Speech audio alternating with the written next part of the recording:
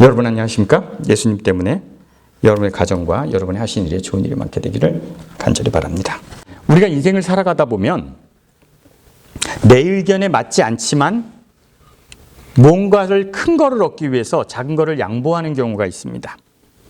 작은 것을 버리고 큰 것을 얻기 위해서 작은 것을 양보하는 경우가 많이 있죠. 근데 지금 갈라디아서 5장 2절에 보면 사도 바울은 하나도 양보하지 않겠다는 거예요. 하나도 양보하지 않겠다는 겁니다. 한번 읽어보도록 하겠습니다. 갈라디아서 5장 2절입니다. 시작. 보라, 나 바울은 너희에게 말하노니 너희가 만일 할례를 받으면 그리스도께서 너희에게 아무 유익이 없느니라. 만약에 너희가 할례를 받는다면 그리스도는 너랑 아무 상관이 없다는 거예요. 할례 하나를 받으면 그냥 니네가 그냥 그래 할례 하나는 받아줄게 이걸 받으면 그리스도와 아무 상관이 없는 사람이 된다는 겁니다. 즉 그리스도인은 율법에 구애받지 말아야 된다는 거예요. 그러면 만약에 할례를 받는다 그러면 그것은 무엇이 되는 거냐면 그리스도인이 아니라 율법인이 된다는 거죠. 그래서 하나도 인정하지 않겠다는 겁니다. 사도 바울은 그 어떤 것도 율법이 우리 안에 들어오는 것을 인정하지 않겠다는 겁니다. 그러면 그리스도로 인하여 구원받는 것을 포기하라는 거예요. 너무 지나친 것 같지 않습니까? 여러분들 만약에 뭔가 절충해야 된다면 요거 하나는 내가 양보할게. 그런데 사도 바울은 아무것도 양보하지 않겠다는 겁니다. 절대 안 된다는 거예요. 왜냐하면 만약에 니네가 하나를 지키면 어떻게 해야 되는가? 모든 것을 다 지켜야 된다는 겁니다. 다음 절 보겠습니다. 5장 2절입니다. 같이 읽어보겠습니다. 시작. 내가 할례를 받은 각 사람에게 다시 증언하노니 그는 율법 전체를 행할 의무를 가진 거라.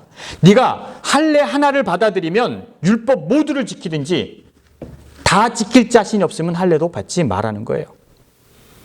할례를 받은 사람은 제사법도 지키고 구약에 얘기한 그 율법을 다 지키라는 거예요. 다 지킬 자신이 없으면 하나도 너네 몸에 지니지 말라는 겁니다. 이것이 말이 되는 겁니까? 엄청난 얘기를 하는 겁니다. 율법은 아무 가치가 없다라고 얘기하는 거죠. 여러분, 사도 바울이 그 율법을 버리라는 것 중에 십계명이 들어갑니까? 안 들어갑니까? 들어갈 것 같아요? 안 들어갈 것 같아요? 예? 십계명은 안 들어갈 것 같아요? 들어가죠. 레위기의 법은 들어갑니까? 안 들어갑니까? 들어가죠. 제사법은요? 다 들어갑니다. 성경에 말한 모든 율법은 하나도 지키지 않아도 된다는 얘기를 하는 겁니다. 왜 이렇게까지 해야 되죠? 그래서 사도 바울은 모든 것을 버리라고 하는 거예요. 원칙은 없다는 거예요. 그래서 제가 예를 들어보려고 합니다. 잠깐 볼게요. 안 돌려도 돼요. 내가 갖고 나올 거예요. 믹서기를 예로 들고 싶었어요. 믹서기. 이거 믹서기죠. 이 교회에서 잠시 빌렸습니다. 믹서기에다가 십계명도 넣으라는 거예요. 이것도 넣고 갈아버리라는 거죠. 이거 열리나요? 안 열려요. 넣었어요. 레위기, 민수기, 모세, 오경, 율법도 다 넣어버리라는 거죠. 관수법도 버리라는 겁니다. 관수법도 버리고 제사법도 버리라는 겁니다. 그리고 이 믹서기를 돌려볼까요? 이거 다 버리고 이것을 한번 믹서기에 내서 돌려보라는 거죠. 좀 너무하지 않습니까? 이거를 다 버리기는 우리 인생이 여지껏 너무 힘들게 살았어요. 무엇인가 원칙이 있는 것 같았고 그걸 지켜야 되는 것 같았고 무엇인가 이것만은 버리지 말아야 될 것 같은 것들이 있었어요. 그래서 우리는 그것을 지키기 위해서 엄청나게 몸부림쳤습니다. 여러분 여기다 십계명도 넣었잖아요. 그럼 여러분들이 저에게 질문할 수 있습니다. 아니 목사님, 나 외에 다른 신들을 내게 있게 하지 말라는 것도 버려야 됩니까? 버려야 됩니까? 우상을 만들지도 말고 그것들에게 절하지 말라도 넣으라는 거예요? 근데 사도 바울은 갈라디아서에서 다 넣으라는 거예요. 제가 설교하는 것이 아니라 사도 바울의 갈라디아서 논지는 모든 구약의 율법을 다 넣어버리라는 거죠. 그리고 그것을 갈아버리라는 거예요. 남기지 말라는 거죠. 제가 그렇게 설교하는 것이 아니라 갈라디아서의 바울의 논지는 그렇습니다. 니네가 만약에 율법의 그 하나를 지키려고 한다면 전부를 지키든지 다 버리든지 선택하라는 거예요. 이게 이해가 됩니까? 안 되죠. 어려워요. 누구보다 정말 율법을 지켜야 된다고 생각한 저의 삶을 두고 볼 때 이건 참으로 어려운 거예요. 무엇은 남겨야 될 것 같아요. 무엇은 꼭 해야 될 것 같아요. 그런데 사도 바울은 남김없이 넣고 갈아버리라는 겁니다. 뭐 제가 하자는 거 아니니까 사도 바울이 한번 다 넣고 갈아버리니까 한번 갈아볼까요? 이제 넣습니다. 그리고 갈아버렸습니다. 여러분 답답하지 않습니까? 저의 인생 50년 이상 근 60년을 살면서 정말 지켜야 되는 원칙이 있었고 성경에 원칙이 있었고 율법이 있었는데 그걸 이곳에 넣고 간다는 게 쉬운 일입니까? 무엇인가를 내 삶의 원칙처럼 지켜오는 것을 버리는 것이 쉬울까요? 어렵습니다. 제가 어떤 종교를 믿고 그 종교 속에서 그것이 원칙이라고 생각했던 것을 버리는 것 정말 어려웠습니다. 죽고 싶었습니다. 무엇인가 틀린 것을 알았을 때, 아, 이게 틀렸구나 알았을 때 성경을 보지 말아야겠다는 생각을 했어요. 아, 이렇게 보다가는 내가 망가지겠구나. 두려웠어요. 성경을 더 이상 볼 수 없던 순간도 있었어요. 그런데 한번 그냥 제 얘기가 아니니까 사도 바울이 그렇게 하라고 했으니까 한번 그것을 놓고 돌리겠습니다. 윙 돌아갔어요. 그래서 구약의 모든 율법을 넣고 돌려서 다 파괴해버렸는데 여기서 무엇이 나올 것 같아요? 그럼 뭔가 나올 거 아니에요. 사도 바울이 뭔가 나온다는 건데 그 다음이 뭐가 나오는지 사도 바울은 5장 6절에 얘기하고 있습니다. 한번 보겠습니다. 이거 내가 준 거대로 만들어줬어야 되는데. 자, 한번 읽어보겠습니다. 시작. 다 같이 읽겠습니다. 시작. 예수 그리스도 안에서 할례나 무할례나 효력이 없을 때 사랑으로 역사하는 믿음뿐이니라. 할례는 율법이죠. 무할례는 율법을 파괴하는 겁니다. 그런데 그리스도 예수 안에 있는 할례나 무할례나 아무 효력이 없을 때 사랑으로 역사하는 무엇뿐이니라? 믿음뿐이니라. 중요한 게 아니라는 거예요. 그 결과가 나오는데 이것뿐이라는 거예요. 근데 제가 세 번역으로 읽어드릴게요. 그리스도 예수 안에서 할례를 받거나 안 받거나 문제가 아니라는 겁니다. 가장 중요한 것은 믿음이 사랑을 통하여 일하는 것입니다. 또는 사랑으로 역사하는 믿음뿐입니다.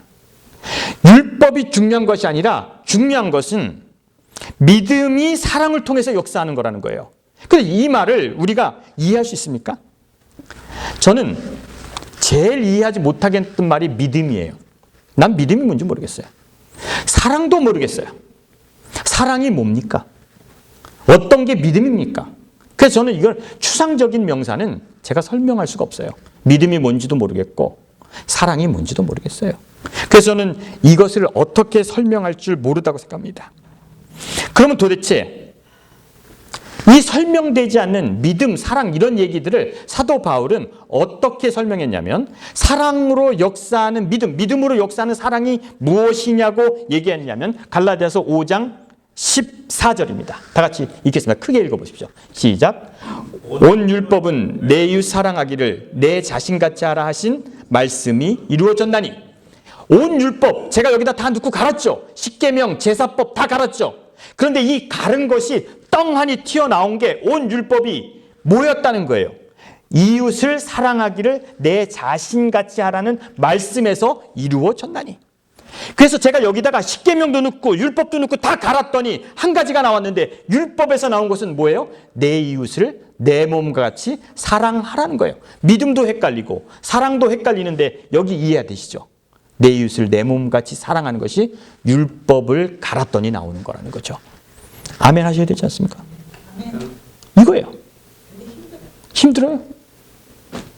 왜요? 그럼 하지 마세요. 자유예요. 그러면요. 이웃을 내 몸같이 사랑하라는 말은 공자도 했고 석가모니도 했고 다 했어요. 근데 이 이웃을 갈라디아서 5장 14절에 온 율법은 내 이웃을 사랑하기를 내 자신같이 하라는 하나님의 말씀은 어디에 나와 있는 얘기냐면 레위기 19장 17절에 나와 있는 얘기야. 한번 보시죠. 레위기 19장 17절입니다. 한번 다 같이 읽겠습니다. 시작. 너는 내 형제를 마음으로 미워하지 말며 내 이웃을 반드시 견책하라. 그러면 내가 그에 대하여 죄를 담당하지 아니하리라. 원수를 갚지 말며 동포를 원망하지 말며 내 이웃 사랑하기를 내 자신같이 하라 하는 여호와의 말씀이라. 똑같은 성경절이죠. 그래서 사도 바울이 레위기 19장 17절에 있는 말씀을 인용했다라고 생각합니다. 그런데 레위기 19장은요, 갈라디아서 5장과 너무 차이가 있습니다. 여러분, 구약 성경에 내 이웃을 사랑하라는 말은 무슨 말인지 정확하게 나와 있어요. 레위기 25장에 보면요, 우리가 어떻게 살아야 될지를 나와 있어요. 제가 설명을 할게요. 그냥 제가 대충 읽겠습니다. 너와 함께 있는 내 형제 가운데 가난한 사람이 되어 몸이 팔리면 너는 그를 종으로 부리지 말고. 그래서 만약에 이스라엘 동족 중에 어떤 사람이 가난하게 됐어요. 근데 그 땅이 있어요. 그래서 내가 그 땅을 샀어요. 그 땅을 샀는데 그 사람은 나의 종이 될 거 아니에요. 종이 돼야 되는데 종으로 부리지 말고 그 사람을 종처럼 부리지 말고 내 옆에 집에 사는 사람으로 부르는 거죠. 그 품꾼이나 동거인 같이 하라. 종처럼 하지 마라. 그래서 그 사람을 내 곁에 두고 이웃처럼 하면서 언제까지 그 땅을 내가 소유할 수 있냐면 언제까지요? 희년까지 소유하라는 겁니다. 그래서 희년이라는 것은 희년에는 원래 주인에게 돌아가는 거예요. 그때까지만 그 사람을 내 곁에 두고 종으로 부리지 말라는 겁니다. 여러분, 희년 들어보셨어요? 희년? 희년이라고 들어보셨어요? 희년이 뭡니까? 못 들어봤어요? 희년 뭐예요? 7번 안식일이 지나고 다음 해. 아니죠. 77에 49. 49년. 뭐든지 49년이 지나면 원주인에게 돌아가는 거예요. 뭐든지 49년이 지나면. 희년이 되면 내가 땅을 뺏겼든지 안 뺏겼든지 다 다시 제자리로 돌아가는 게 희년이에요. 정말 좋은 제도 아닙니까? 좋은 제도 같아요? 왜 안 좋아요? 지성이 부정적이야. 희년이 왜 안 좋아요? 내가 사업이 망했어요. 망했어도 그 연도가 되면 모든 것이 내 거로 돌아와요. 종으로 갔던 사람은 풀려나고 이런 좋은 제도입니다. 어떤 거냐면 우리가 이해하기 쉽게 뱅크럽시가 사면되는 날이에요. 크레딧이 회복되는 날이에요. 좋은 날입니까? 좋은 날 같아요? 나쁜 날 같아요? 49년 예? 49년. 왜요? 49년이 중요한 게 뭐냐면 우리 평생에 한 번은 풀려날 길이 생기는 거예요. 적어도 자유인으로 죽을 수 있는 기회가 생기는 거예요. 근데 여러분 이렇게 설명할게요. 2022년이 모든 죄에서 회복되는 희년이라고 그러자고요. 2022년이. 그럼 어떤 일이 발생하겠습니까? 2022년에는 모든 땅이 죄주인에게 돌아가요. 그럼 여러분들은 뱅크럽시를 언제 하겠습니까? 언제 뱅크럽시 해야 돼요? 2021년 12월 31일을 하고 2021년에 다 세면 되니까 얼마나 좋습니까? 되게 좋은 제도죠. 이 제도는 이상적이지만 현실성이 없어요. 그래서 없어졌어요. 말도 안 되는 제도죠. 성경에 희년이라는 제도가 나오지만 그 제도는 우리가 받아들일 수가 없어요. 말도 안 되는 제도이기 때문에. 그래서 희년은 역사 속에서 사라졌어요. 근데 여기 희년이라는 것이 나와요. 근데 희년 때까지 다 돌려보내라는 거예요. 그리고 이웃에게 딴 상은 돌려주고 그 사람을 동거인처럼 지내다가 그 다음에 희년에는 돌려보내는 거예요. 그리고 다시 다 자기 땅을 가지고 나가서 이제 다시 일을 시작하는 거예요. 그런데 이 얘기는 참 좋은 얘기 같죠. 근데 우리는 성경을 볼 때 그 다음 절을 안 보는 게 문제입니다. 그 다음 절이 무엇이라고 나와 있는지 한번 보겠습니다. 자, 44절입니다. 44절에요. 제가 읽어드릴게요. 내 종 남녀를 막론하고 너는 이방 중에서 취할지니. 노예는 어디서 취하라고요? 이방에서 취하는 거예요. 이웃에게는 취하면 안 돼요. 동족에게는 노예를 취하면 안 돼요. 어디서 취해야 돼요? 이방에서 취해야 돼요. 그리고 나서요. 46절에 이방에서 취한 종은 영원히 너희의 소유가 될지니라. 여러분, 레위기 19장에 나와 있는 이웃은 누군지 아십니까? 동족이에요. 이스라엘 백성은 잘 대해주라는 거예요. 그래서 니네가 막대하려면 누구를 해다? 이방 민족에게는. 그럼 그 이웃에는 한계가 있습니다. 가족에게만 잘하라는 거예요. 그리고 남에게는 잘못해도 된다는 겁니다. 사도 바울이 갈라디아에서 내 이웃을 내 몸같이 사랑하는 말은 레위기 19장의 말은 절대 아닙니다. 그것은 이웃의 정의가 다르기 때문에 그렇습니다. 이 이웃은 누가복음 10장에 있는 이야기와 좀 비슷할 것 같아요. 한 율법학자가 예수님께 옵니다. 그래서 율법교사가 예수님께 와서 이렇게 물어봅니다. 예수님, 어떻게 해야지 영생을 얻습니까? 그러니까 예수님께서 성경에 뭐라고 했느냐? 그랬더니 이 율법학자가 레위기 19장을 얘기하면서 내 이웃을 내 몸같이 사랑하라 하셨나이다. 그럼 가서 그것을 행하라 그랬어요. 그랬더니 그 사람이 옳게 보이려고 예수께 여짜오되 내 이웃이 누구오니까? 라고 물어봤단 말이죠. 물어봤는데 예수님께서 그때 선한 사마리아인이 얘기를 했어요. 그러고 나서 선한 사마리아인의 얘기를 하고 나서 예수님께서 너 생각에는 누가 이웃이냐? 라는 질문을 했어요. 그랬더니 이 율법학자가 뭐라고 얘기했냐면 선을 행한 자니이다. 이렇게 얘기했어요. 그러면 예수님의 이야기에는 이방인이 이웃이 아니라 선을 행한 사람이 이웃이라는 얘기가 됩니다. 이것도 한계가 규정되어 있어요. 그런데 사도 바울이 얘기한 다음 성경절입니다. 사도 바울이 얘기한 다 같이 한번 읽어봅시다. 시작. 온 율법은 내 이웃 사랑하기를 내 자신같이 하라 하신 말씀에 이루어졌나니 이 성경절은 그 이웃이 누군지 아십니까? 모든 사람이에요. 구약의 성경은 이웃을 같은 동족으로 얘기하고 있는데 이 성경절은 이웃은 사람을 얘기합니다. 사람에게 잘하라는 얘기를 하는 겁니다. 그러면요, 제가 이 성경절을 이거 제가 만들어야 되는데 갈라디아서 5장 14절에 보면 여러분 성경을 보시면요 이렇게 가로 표시하고 레위기 17장 18절이라고 나와 있어요. 갈라디아서 5장 14절은 레위기 19장 18절의 말씀을 인용했다라고 우리에게 암시를 합니다. 그래서 갈라디아서 5장 14절은 레위기 19장에서 갖고 왔다라고 성경은 우리에게 가르쳐주고 있어요. 잘못된 인포메이션을 주는 거예요. 우리를 헷갈리게 하는 거예요. 갈라디아서 5장의 이웃은 온 인류를 얘기하는데 레위기 19장 18절의 말씀은 자기 동족을 얘기하기 때문에 갈라디아서 5장은 레위기 19장의 얘기가 아닙니다. 근데 우리는 성경을 보면서 어떻게 생각합니까? 이것은 구약에서 왔다고 생각해요. 아니에요.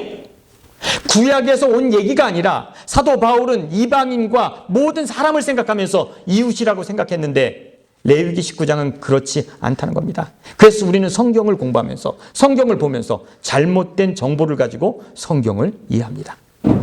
갈라디아서가 레위기의 영향을 받았을 거라고 생각합니다. 그렇지 않습니다. 우리가 성경을 공부할 때 이렇게 성경을 설명합니다. 제가 그렇게 설명했어요. 성경은 이런 거라고 설명했어요. 나무라고 생각하라는 거예요. 나무라고 생각하는데 그 뿌리가 있는데 뿌리는 구약이고요. 그리고 몸통은 신약이고요.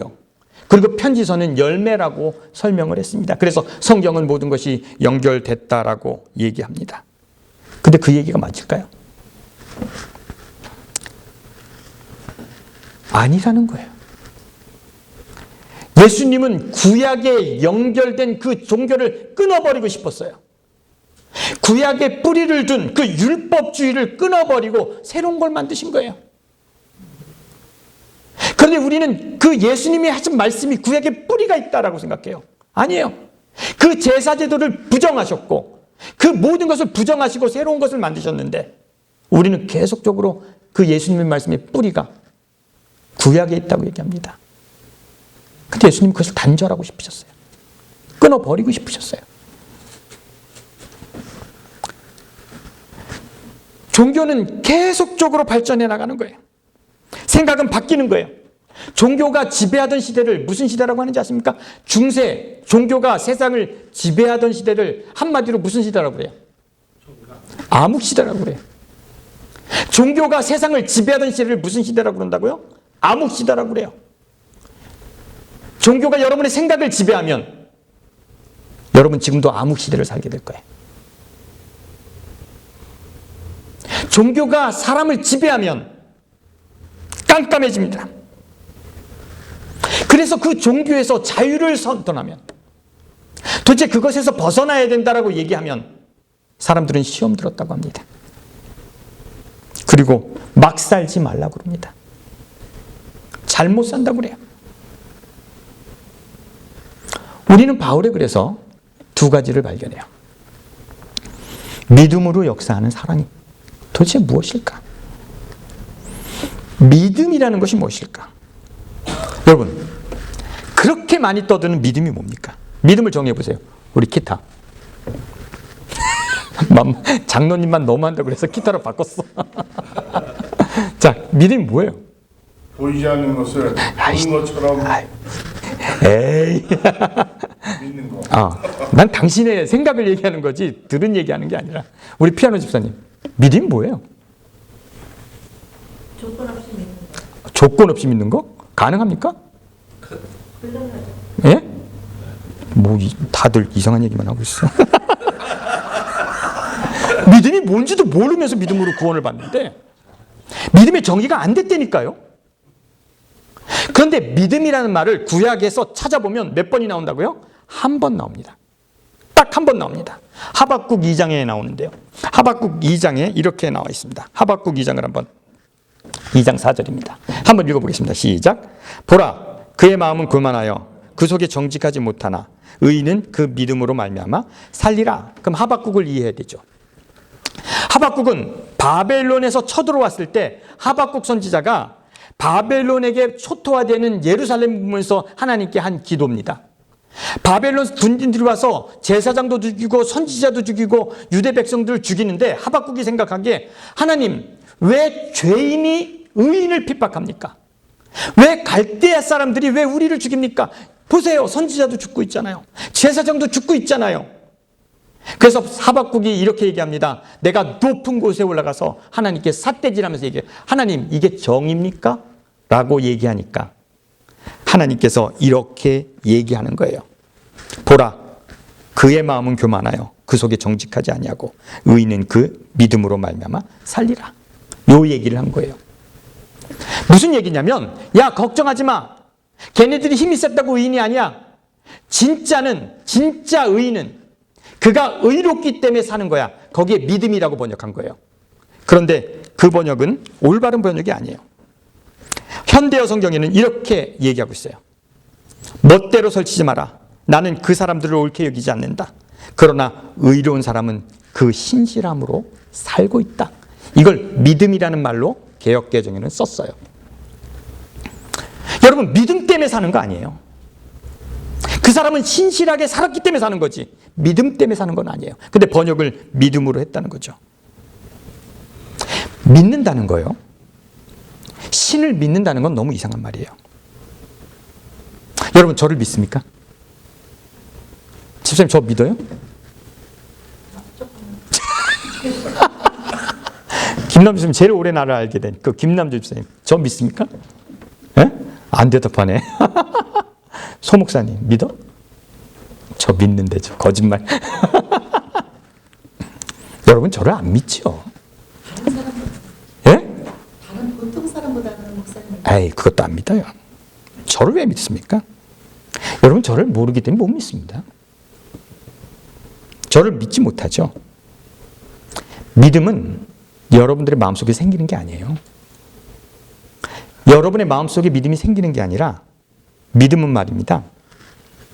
내가 보여주는 거예요. 내가 보여주는 게 있으면 여러분이 그때 믿음이 조금 생길 수 있는 거예요.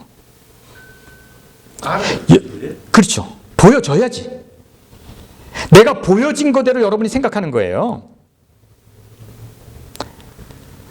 내가 잘못된 걸 보이면 여러분 나를 믿을 수 없는 거죠. 하나님을 믿으려면 하나님이 보여지는 게 있어야 돼요. 근데 우리가 하나님을 못 봐요. 하나님이 어떻게 하실지 몰라요. 근데 믿으라고요? 모르겠는데 믿으라고요? 안 믿으면 구원받지 못한다고요? 그러면 못 믿게 한 그분이 잘못이에요. 안 믿었기 때문에 지옥에 보낸다는 말은 말이 안 됩니다. 왜요? 그렇게 보이지 않았는데 어떻게 믿으라는 거예요. 그래서 믿음은 구원의 기준이 되면 안 됩니다. 이것이 괜히 기독교에 들어와서 이것이 기준이 됐는데 말도 안 되는 기준이에요. 바울이 믿으라고 하는 것은 하나님이 아니에요. 바울이 갈라디아에서 믿으라고 한 것은 뭐를 믿으라고 했는지 아십니까? 여러분, 믿음을요 가장 많이 강조하는 사람이 누군지 아십니까? 예? 목사님. 전 거짓말쟁이라고 그랬어요. 거짓말쟁이하고 목사님하고 동의어인가 보지. 그렇죠. 사기꾼이 믿으라고 그러는 거예요. 사기꾼이 믿으라는 거예요.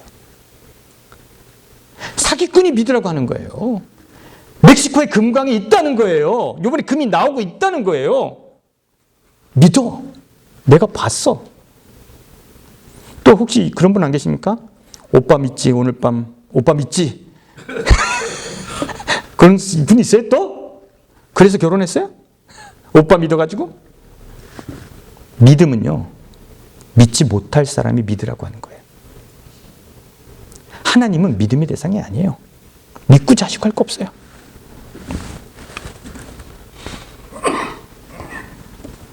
바울이 갈라디아에 있어서 믿으라고 하는 건 뭔지 아십니까? 뭘 믿으라고 하는 것 같아요? 자, 기타. 뭘 믿으라는 것 같아? 뭘 믿으라는 것 같아? 어? 예? 김 목사님, 뭘 믿으라고 하는 것 같아? 갈라디아에서 믿으라는 게 있잖아. 뭔지 모르겠어요? 갈라디아에서 믿으라는 것은요, 따라하시기 바랍니다. 할례 안 받아도 된다는 것을 믿으라는 거예요. 따라하시기 바랍니다. 할례 안 받아도 된다. 이걸 믿으라는 거예요. 율법이 너희를 구원하지 못한다는 것을 뭐하라는 거예요? 믿으라는 거예요. 갈라디아에서 요지는 예수님이 십자가를 믿고 예수님을 믿으라는 게 아니라 율법이 너희를 구원할 수 없다는 것을 뭐하라는 거예요? 믿으라는 거예요. 왜요? 믿음의 전제는 이런 겁니다. 믿음은 무엇이냐면 내가 경험한 거에 대한 확신이 믿음이에요. 따라해 보실래요? 믿음이란 크게 따라 하실래요? 믿음이란 내가 경험한 것에 확신이다. 그게 믿음이다. 아시겠어요? 내가 경험한 것이 있어요. 그 확신이 들어요. 그럼 뭐가 생겨요? 믿음이 생겨요. 사도 바울이 하는 얘기는 뭐냐면 자기가 율법을 지키려고 노력해봤어요. 율법 안에 거해봤어요. 그런데 그 율법이 나를 변화시키는 게 있어요, 없어요? 없다는 거예요. 구원에 아무런 영향을 미치지 못한다는 거예요. 그래서 그는 자기가 경험한 것에 확신을 가졌어요. 율법은 아무것도 아니라는 거죠. 갈라디아에서 뭘 믿으라는 건 줄 아세요? 율법이 소용없다는 것을 믿으라는 거예요. 갈아버리라는 거예요. 여러분, 율법이 중심인 사람의 태도는 뭔지 아십니까? 율법은 법을 제정한 사람, 신이 혹은 종교가 율법을 우리에게 주었죠. 그 율법을 줬는데 율법 앞에 율법으로 무엇이라 하고 싶어하는 사람은 신 앞에 나의 태도가 중요합니다. 하나님이 나를 어떻게 보실까? 돼지고기 먹으면 어떨까? 내가 교회 안 나오면 11조를 안 내면 어떨까? 신이 나를 어떻게 보실까가 제일 중요해요. 그건 율법 아래에 있는 사람입니다. 그래서 신 앞에 나의 자세가 제일 중요합니다. 그런데요, 그런 사람은 사람 앞에 나의 태도를 보지 않아요. 얼마 전에 교회에 헌금을 1억을 하신 분이 마켓에서 계란 한 판을 훔치다가 뉴스에 나왔단 말이에요. 하나님 앞에 1억은 바칠 수 있어도 계란 한 판은 못 사는 거예요. 왜요? 하나님 앞에 나의 자세만 중요하니까. 신 앞에 나의 태도가, 사람 앞에 나의 태도는 중요하지 않은 거예요. 믿음은요, 경험과 나의 확신 속에서 만들어지는 거예요. 그래서 여러분, 예수님이 재림하실 걸 믿습니까? 왜 아무도 아멘 안 해요? 예수님이 재림하실 걸 믿습니까? 아무도 안 믿는구나. 안 믿어야 돼요. 예수님이 재림하실 것을 소망해야 돼요. 아시겠죠? 뭔 말인지 아시겠어요? 소망하는 게 맞아요. 우리가 희망하는 게 맞아요. 왜요? 예수님이 재림하실지 안 할지 나는 확실히 모르기 때문에 우리는 뭐 하는 거예요? 재림을 소망하는 거예요. 바울이 믿으라는 것은 간단합니다. 율법을 지켜서 할례를 받아서 변화될 것은 아무것도 없다는 것입니다. 종교는 우리의 행동에 있어서 나를 절대로 변화시킬 수 없다는 것입니다. 그럼요, 갈라디아서 5장 14절 다시 한번 보죠. 갈라디아서 5장 14절 다시 한번 읽겠습니다. 시작. 온 율법은 내 사랑하기를 내 자신같이 하라 하신 한 말씀에서 이루어졌나니. 그래서 모든 율법을 믹서기에 넣고 갈았더니 온 율법은 내 이웃 사랑하기를 내 자신같이 하라 라는 말 속에 이루어졌다는 거죠. 이건 훨씬 더 접근하기 쉽죠. 훨씬 더 접근하기 쉬운 얘기입니다. 제가 그 이해를 참 좋아하는데 요번에 이렇게 설명하려다가 다른 걸 찾아보려는데 이게 제일 좋은 것 같아요. 그래서 이해를 씁니다. 충남 아산에 가면 해평 윤씨가 있어요. 우리 윤석열 대통령은 무슨 윤씨인가요? 파평 윤씨인가요? 그 파평 윤씨가 아니라서 이거 쓰기로 했습니다. 그 윤씨 집안은 아산 윤씨 집안이 경상도 집안인데 이 집안은 대대로 거지들한테 잘했어요. 가난한 사람들에 잘했어요. 그래서 아산에 가면 이 집안 뭐 이렇게 막 역사적으로 좋은 일 한 것이 많이 나와 있어요. 아산의 거지들은 아무리 배고파도 그 집에 가면 사람 대접을 받는다고 생각을 했어요. 먹을 것을 준다라고 생각했어요. 그래서 아산 거지는 절망하지 않았다는 얘기가 있어요. 윤씨 집안은 그들을 사람 대접한다는 거예요. 그래서 아산 거지들이 늘 하는 말이 있답니다. 윤씨 집안은 복 받을 거야. 윤씨 집안은 복 받을 거야. 그랬답니다. 여러분, 목사에게 축복권이 있다고 해서 목사가 축복하면 복 받을 것 같습니까? 제가 축도하면 여러분 복 받을 것 같습니까? 이건 싸구려예요. 목사가 축복한다고 복 받지 않습니다. 근데 진짜 축복은 뭔지 아십니까?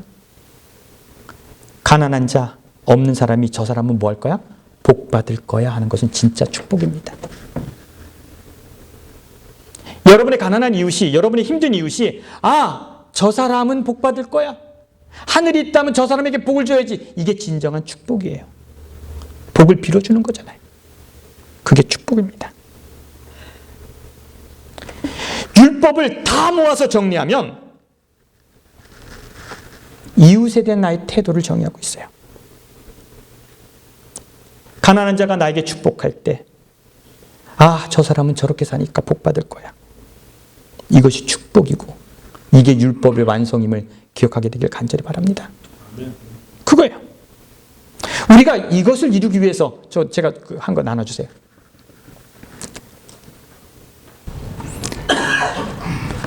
제가 이제 그 옛날에 이제 그 시를 썼는데 이번에 한국 갔다가 형이랑 이것 때문에 싸웠어요. 잘난 척이라고. 여러분 원래 시는 잘난 척하려고 쓰는 겁니다. 근데 제가 생각하는 그리스도인 상이 있어요. 제가 이걸 한번 읽어드릴게요. 제가 우리 어머니 그 팔순잔치에 제가 이걸 했는데 저는 그 트럭 일을 합니다. 트럭 일을 하는데 많은 사람들이 할 줄 몰라요. 그래서 제가 잘 가르쳐줘요. 그래서 내가 그 사람을 잘 가르쳐주면 그 사람이 또 다른 사람을 가르쳐주면 처음 시작한 사람이 편하지 않겠나? 그런 생각을 합니다. 그래서 그 사람 마음속에 감사함이 있다면 내 인생을 잘 살았구나. 제가 아프리카나 이런 데 가서 염소를 사줍니다. 제가 뭐 내 이름을 나타내진 않아요. 한 가정에 5마리를 사줘요. 근데 그 사람이 내가 그 사람한테 베푼 친절이 고마워서 그 사람이 다른 사람에게 그렇게 친절하게 한다면 세상은 좋은 세상이 되지 않을까라는 생각을 합니다. 그것이 제 꿈이에요. 제가 한번 읽겠습니다. 좀 크게 틀어주시고 한번 그냥 보세요. 자, 제가 읽겠습니다. 내가 남긴 것이 너에게 고마움이라면 내가 너에게 한 것 같이 너도 다른 이에게 그렇게 한다면 처음 길을 가는 그가 그렇게 힘들지는 않겠지. 내가 내게 본 것을 내가 다른 이에게 보인다면 그에게 세상이 조금은 아름다워 보이겠지. 만약에 내가 너에게 조금이라도 힘이 되었다면 그것이 너로 인해 다른 이에게 흘렀다면 나에게 전해주렴 고마웠다고. 난 그 고마움을 모아 배를 만들어 저 강을 건너려 하오. 나 고마움의 배 위에서 내가 살아온 세상을 보며 참 좋은 만남이었어. 참 아름다운 소풍이었어. 웃으며 이 강을 건너려 하오. 영원히 사시게 고마움의 배 만들지 못한 자. 우리 어머니가 80이기 때문에 이제 오래 사실 것 같진 않아요. 여러분, 뭐 꺼도 돼요. 진정한 종교는 뭐냐면 여러분들이 이웃에게 어떤 것을 남기고 그 이웃이 그것이 감사해서 그것이 전해지고 그것이 나눠져서 좋은 세상이 되면 그것이 하나님이 원하는 세상입니다. 세상의 조그만 변화를 나에게서 시작됐다면 그리스도인 삶으로 다 산 거예요. 그래서 그 사람들이 고마움이 있는데 그 고마움을 모아서 나는 배를 만들어서 저 강은 죽음의 강이겠죠. 고마움의 배를 타고 기분 좋게 죽으면 되는 거예요. 그리고 우리가 인생을 보면서 얘기할 때 뭐라고요? 참 좋은 만남이었어요. 제가 여러분들을 만난 게 참 좋았어요. 이렇게 주말마다 와서 설교하고 여러분들과 같이 김밥 먹는 것이 꼭 소풍 같았어요. 참 좋았어요. 감사해요. 웃으면서 죽음의 강을 건너가는 것. 그 강 건너가 천국이면 좋지요. 그것이 구원의 강이면 좋지요. 그러나 여러분들이 그 구원의 강에 구원을 받지 않더라도 여러분의 인생이 이 땅에 살아온 삶이 소풍 같고 좋은 만남이었고 그 어떤 사람이 여러분을 만나서 행복했다면 그것이 그리스도인 삶이에요. 그것이 힘이 되어서 세상이 조금이라도 변화됐다면 그것이 예수님이 이루려는 세상이었어요. 그래서 갈라디아서에 이렇게 얘기하죠. 온 율법은 내 이웃 사랑하기를 내 자신같이 하라 하신 말씀에서 이루어졌나니 성경도 종교도 궁극적으로 이루어질 것은 이것이라는 거죠. 여러분 그런 삶을 살게 되기를 간절히 바랍니다. 기도하겠습니다.